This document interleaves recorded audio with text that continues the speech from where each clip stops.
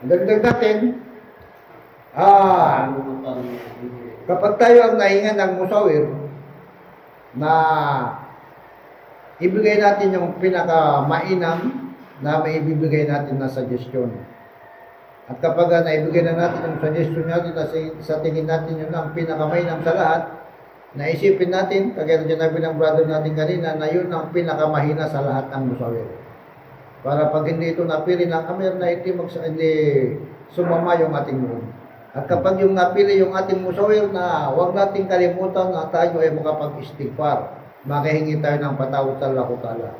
Dahil kung sakali na yun ang napili na musawir natin at nagkaroon ito ng fitna, na kasali tayo sa nangyaring fitna.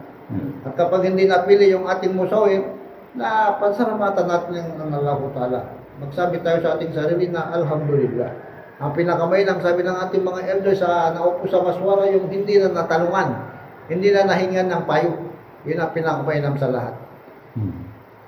At kapag imumusawir mo yung iyong kapatid, sabi ng pagarin natin kanina na pinakamainam na, yung buong kamay mo ang iyong ituro. Huwag natin gamitin yung ating hintuturo. Dahil hintuturo na isa ito sa tanda na pagmamalaki, pagmamataas sa iyong sarili. Pagmamaran ng setan yan. Pagmamaran ng setan yan. Yung pagtuturo.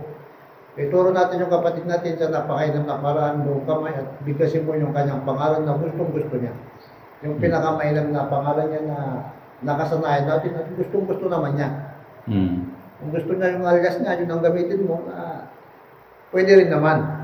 Huwag natin sasabihin yung pangalan niya na ayaw niya.